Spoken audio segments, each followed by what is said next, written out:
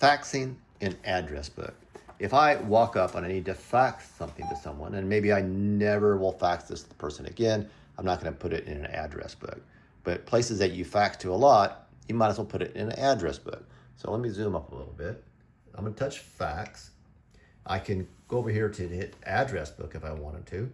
So if I have a couple that I put in there, they're just bogus numbers just to show you, but I have Bob fax, HR fax, and so forth. So I can hit edit, and then I can add a new address. And so we'll call this Sue fax.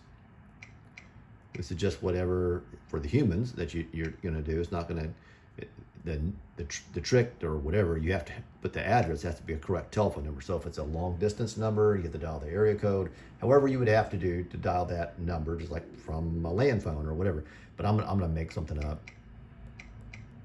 That's the number I wanna do it, I hit okay. So now, as you can see, I have 3 address books put on here. If I walk up to this, and maybe I wanted to fax to 2 of those people at the same time, I can come over here and hit fax. And under the little gear thing, I can say that I want to do broadcasting. So I'm going to add, so it says it from the address book. And I want to send this to Sue, and I want to send this to Bob's fax. I can hit start. So now when I hit OK and start fax, it's going to fax that to Bob, and it's going to fax that to Sue. I don't actually have a telephone number in it, so I'm going to cancel this. Speaking of cancel, some of you want to know how to cancel it. I can hit the, I can cancel who I want to. I'm going to cancel the entire broadcast. Yeah, I want to cancel that.